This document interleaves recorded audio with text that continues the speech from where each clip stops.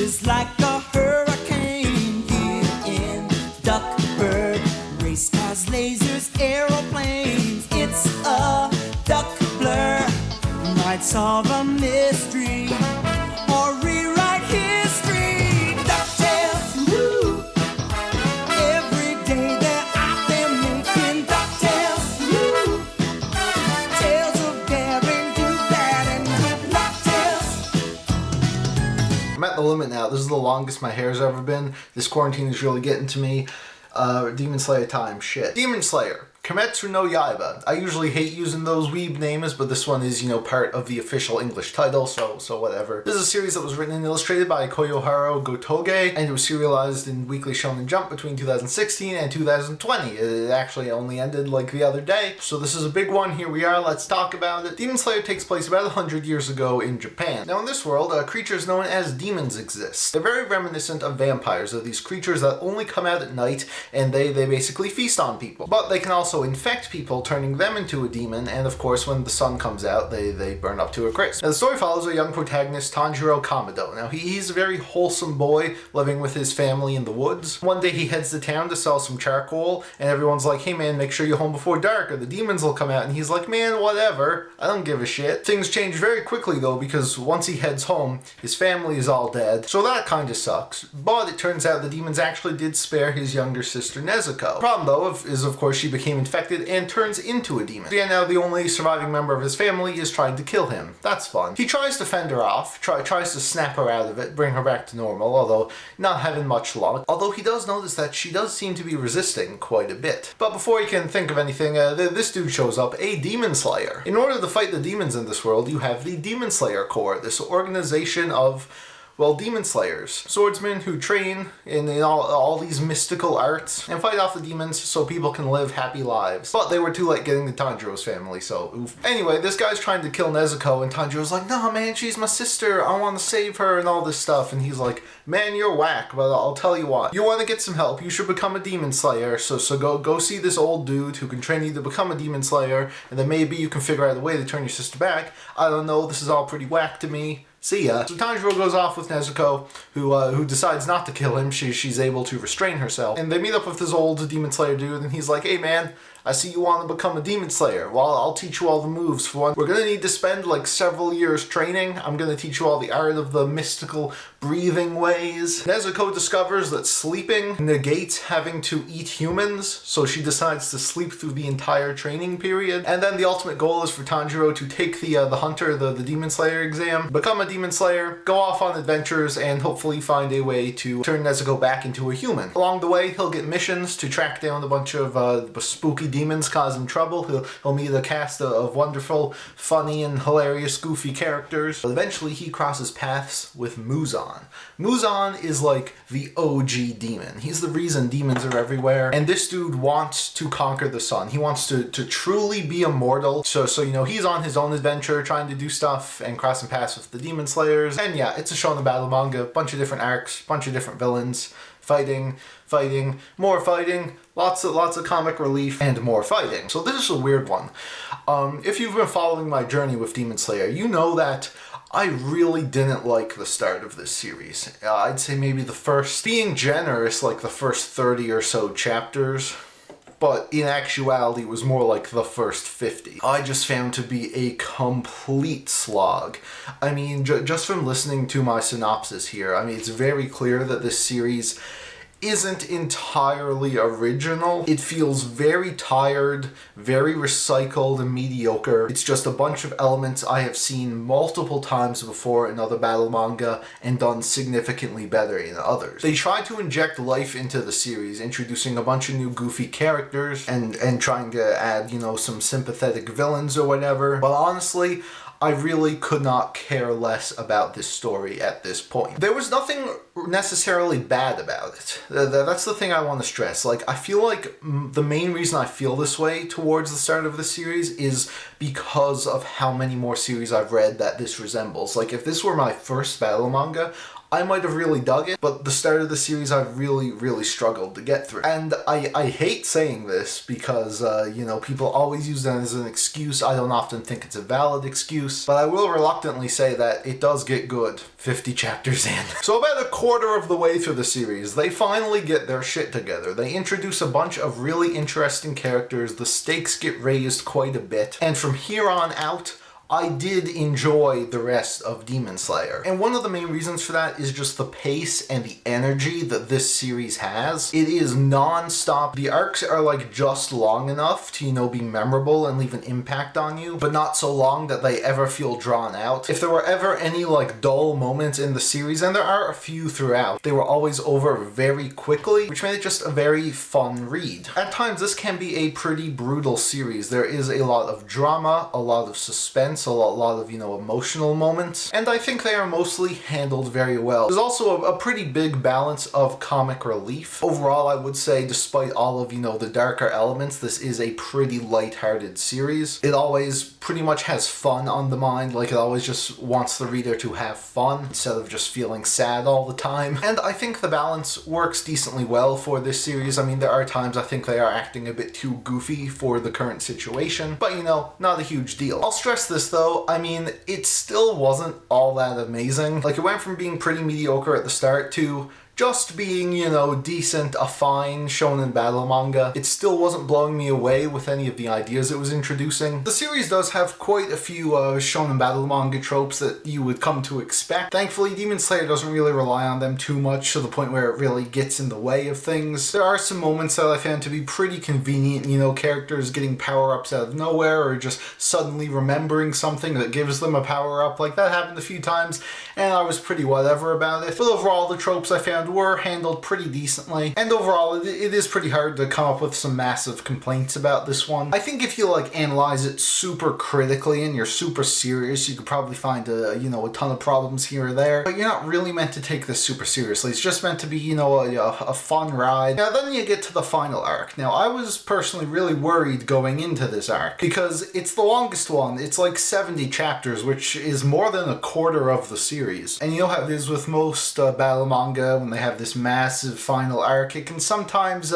turn out a bit shit. So I was really pleasantly surprised to discover that this actually ended up becoming my favorite arc in the entire series. It continues the fast pace that the series is known for, but it adds, you know, an extra level of suspense, an extra level of stakes, because shit really hits the fan in this final arc. There's a lot of really cool fights, a lot of risks are taken, there's some pretty big payoffs, and overall I think it works pretty well. Again, as like, you know, just a fun quick read. It still didn't really blow my mind or anything. In the grand scheme of things, it was just, you know, decent, fine, good. But like I said, I can't really find many bad things to say about it. I mean, my biggest worry was that there would be some, you know, ass pulls near the end, because to me, like, the power scaling didn't really make sense, so I wasn't sure how they were going to defeat whoever. But it all ended up making a ton of sense, and I was really happy with how this arc ended. I thought it was nice and wholesome. But where this arc ends isn't where the series ends. There's one more chapter,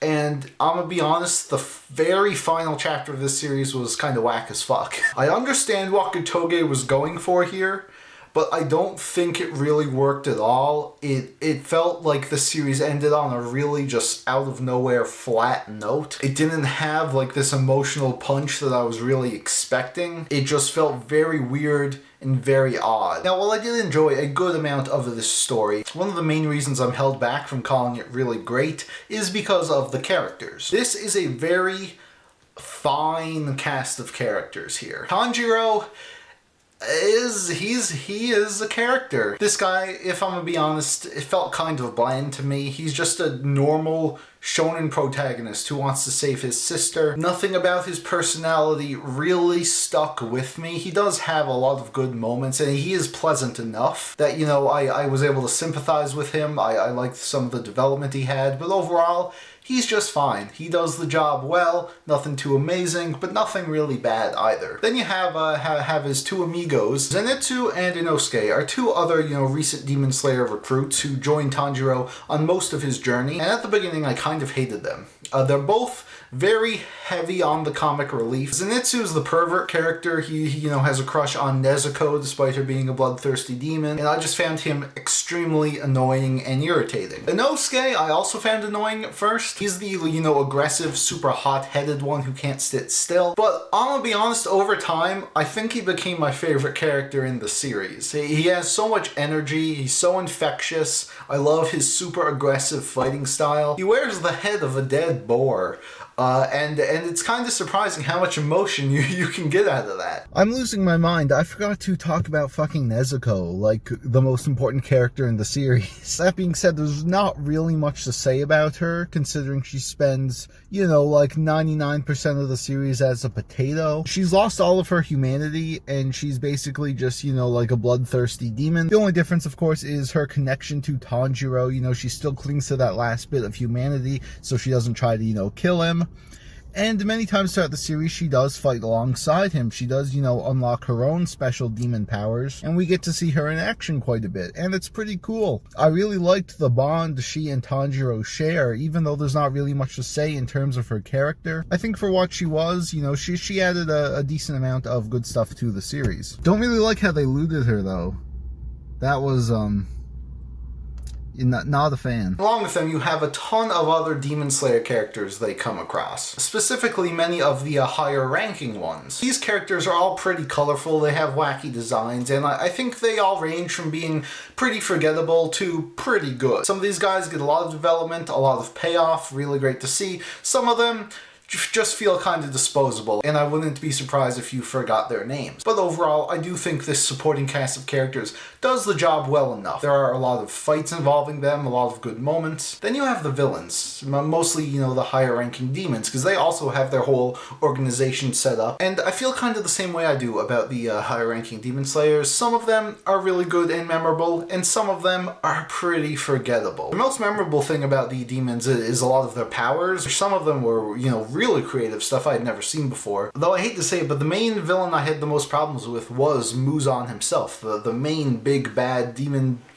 king demon villain. When this guy first got introduced, I was really intrigued. He was super intimidating from the start, and the few other times I've seen him, I'm like, oh man, this guy means business. I cannot wait for his character to be fleshed out more. And it never really is. Throughout the whole series, Muzan is just this evil force, and he's evil, and that's it. And I never felt anything more from him. So, while I was invested enough because I knew, oh, this guy's bad news, I want to see them defeat him, I just feel like enough wasn't done with his character. That brings me to an interesting point, tying together the story and characters. I can't help but feel like this series might have actually benefited from being longer. I don't think I've ever said that about a battle manga before, and while I definitely don't think it was rushed, it definitely feels like there is a point in the story that, transitions to the end game, but I feel like they could have fit more story arcs in between there. And in those story arcs, they could have been used to flesh out some of these characters more. Give us more time with some of the high-ranking demon slayers, some more time with Muzan, and there could have just been some more fun stories to tell. And I wonder, if this series had blown up when it did, and believe me, I'll talk about the success here when we're done, but I wonder if they would have pressured Gotoge to keep doing it. Because you have to understand, the final arc started before the anime did, so at that point, this was going to be the ending. But I wonder if the boost came earlier, they would have been like, oh, hold on, don't wrap this up yet. There's a whole bunch more you could do. Like I said, I don't know if the series would have been better. It could have gotten much worse if it kept going. But I do feel like we could have used a bit more time on some of these characters. Anyway, next up is the art. This is probably the most, talked about point of, comparing the anime to the manga. A lot of people think the art in Demon Slayer is pretty whack. And, I see where they're coming from. The manga art, especially in the beginning of the series, is a bit rough. Doesn't look particularly appealing in my opinion. Art is super subjective, but it was just kind of whatever. As is the case with most series though, it does improve significantly over time. Still not to the point where I really loved the art style of this series, but decent enough that, I could see Gotoge's progression, and I really respect her as an artist. Because one of the things she's really good at is action, and pacing, and flow. It's all really great in this series, and I think that's one of the reasons it's such an easy read. Now, while I don't really care for Gotoge's serious style all that much, I will say her comedic style is absolutely perfect. I fucking love this shit. All these stupid chibi characters going around. There are parts of the series where, you know, they're like in between in the transition of arcs, they're like healing or something, and things are just batshit crazy. I would love her to just do like a gag manga that looks like this all the time. That would be fucking amazing. But yeah, other than that, not really much to say. Much like the story and characters, I think the art here is serviceable. I don't think it looks bad, but there's nothing really jaw-dropping about it either. There were no moments where I was like, that belongs in a museum! So those are my thoughts on Demon Slayer. So as you can see, my biggest problem with this series is mainly at the start, where it takes a good bit for me to actually get invested, and I do think that is a pretty big problem, because I really believe that you should be hooked from at least the first volume, and in this case I wasn't. I dropped it originally, and it was only from, you know, the crazy community that it spawned that I was like, alright, fine, I'll check it out again. And I am really glad I did, because I did end up really enjoying a lot of what came after that initial slow part. It's far from a perfect series, far from one of the best battle manga I've read, but I think it is a pretty entertaining ride, all things considered, and if you are a fan of the genre, don't mind the occasional trope here or there, then I would recommend checking out Demon Slayer. If you're looking for a more sophisticated story, you're probably not gonna be impressed here. I was thinking about giving it a 6 out of 10, but, you know, I'm being generous. I really love Inosuke. I'll give it a 7. Oops, I also forgot to say where you can read it. Most of the series is available on, you know, the Shonen Jump app. Problem is there's like a 28 chapter gap in the middle, so if you want to read it all digitally, for that small gap you'd have to fend for yourself, although it will definitely eventually be added as Viz releases more volumes, because they're also releasing the volumes in English. I think there's like 10 or 11 out now. There's going to be 23 in total, so it'll take a while to finish, but, you know, it's an option. So this manga outsold One Piece this year. Let's talk about that. The success of this series is unprecedented. I don't think, well, no, it's a fact. It's a fact a manga series has never sold this much in a year. Yeah, if you don't know, only halfway into the year, Demon Slayer has actually passed the record for manga sales for a series in a single year. It's at like 40 million now or something, and it's probably gonna like at least reach 60. People are like, oh man, this series doesn't deserve it, this is a piece of shit, come on man. Who gives a fuck? Like, people are really enjoying this one, especially over in Japan,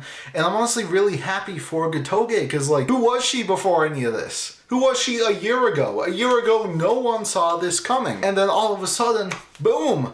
Obviously, the excellent anime adaptation is a good reason for this. Even though most of the first season of the anime covers stuff I don't really care about, the production value is undeniably fantastic. Obviously, that plays a huge role in the anime boost, but again, we've never seen a boost like this before. You look at other series like Attack on Titan, One Punch Man, their boosts didn't come close to this. I think what it comes down to is just the series being so accessible, so fast-paced, and unlike a lot of the most popular battle manga out there, this one is like deeply rooted in Japanese culture, which I think is another reason why it is so big in that country. And I have to say, even though this manga is over, I am actually really looking forward to the continuation of the anime. The next arc is going to be a film, and then I assume they're going to go back to normal seasons. If they can keep up the quality of season 1, I'm really excited to see some of this stuff later on down the road. And yeah, Demon Slayer. Again, nothing amazing, but I am pretty glad I stuck with it. Join me next time. Oh man, I don't know when The Promised Neverland wants to end. Like I said, it would be my next review because I was so sure it was about to end, but now it seems like it's got a bit left. So we'll see. But as soon as it ends, I'll be there. I swear to God. But you know, if it doesn't end on time, I have something else planned. I think it'll be a bit fun. But yeah, we'll have to see. With that, thank you all so much for watching. You can leave your thoughts on Demon Slayer in the comments below, and I will see you all soon. This is the ultimate showdown.